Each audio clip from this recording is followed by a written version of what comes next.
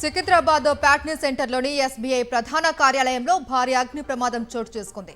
Admin block నుంచి పెద్ద ఎత్తున మంటలు ఎగిసిపడుతూ ఉన్నాయి. సమాచారం అందుకున్న ఫైర్ సిబ్బంది ఘటనా స్థలానికి చేరుకొని మంటలను ఆర్పే ప్రయత్నం చేస్తూ ఉన్నారు. మొత్తం 2 అంతస్తుల్లో భారీగా మంటలు వ్యాపించడంతో దట్టమైన పొగ వెలువడుతుంది.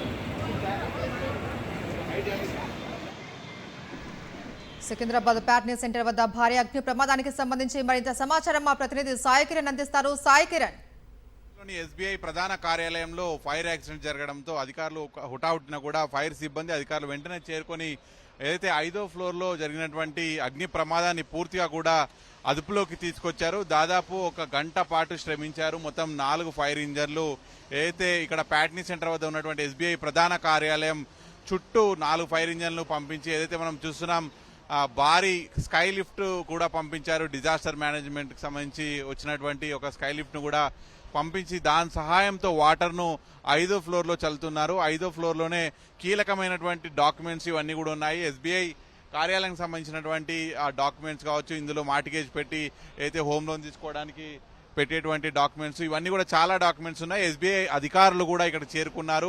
అటు పోలీసులకు కూడా వారు సూచనలు ఇచ్చేస్తున్నారు, మంటలు ఈ బిల్డింగ్ గురించి ఎక్స్ప్లెయిన్ చేస్తూ, అలాగే లోపల ఎటువంటి కీలక డాక్యుమెంట్స్ ఉన్నాయి అనేటువంటివి పూర్తిగా కూడా పోలీసులకు వారు అన్ని సమాచారాలు కూడా వాళ్ళు చెప్తున్నారు. సో పూర్తిగా అటు ఫైర్ డిపార్ట్మెంట్ కావచ్చు, డిజాస్టర్ మేనేజ్మెంట్, అటు పోలీసులు అందరూ కృషి చేసి మంటలను అయితే పూర్తిగా అదుపులోకి తీసుకొచ్చారు. అయితే ఇది ఎస్బీఐ ప్రధాన కార్యాలయం. సో మరి దీంట్లోనే అనేక కీలక డాక్యుమెంట్స్ ఉంటాయి. అయితే ఇటీవల డాక్యుమెంట్స్ కు సంబంధించి అన్ని డిజిటలైజేషన్ కూడా వచ్చింది కాబట్టి ఎటువంటి ప్రమాదం లేదు అనేటువంటిది అధికారులు చెప్తున్నారు. మరి పూర్తిగా మంటలు అయితే అదుపులోకి వచ్చాయి. మరి ఇది వర్కింగ్ డేస్ అయితే ప్రమాద స్థాయి ఇంకా ఎక్కువగా ఉండేది, ప్రాణ నష్టం కూడా ఉండేది. అయితే ఈరోజు ఆదివారం కావడంతో ఎటువంటి ప్రాణ నష్టం లేదు. అది కూడా సాయంత్రం పూట జరగడంతో ఇక్కడ ఎవరూ లేకపోవడంతో పూర్తిగా భారీ ప్రమాదం తప్పిందని చెప్పొచ్చు. సో మరి అగ్ని ప్రమాదం ఏ విధంగా జరిగింది? షార్ట్ సర్క్యూట్ తో జరిగిందా? మరి ఎవరు లేనటువంటి సమయంలో అందులో ఎలా జరిగింది? మరి కీలకమైనటువంటి డాక్యుమెంట్స్ కూడా ఉన్నాయని చెప్తున్నారు. మరి వాటి కోసం ఎవరైనా ఫైర్ యాక్సిడెంట్ చేశారా? మరి ఇటువంటి విషయాలన్నీ బయటకు రావాలి కాబట్టి మరి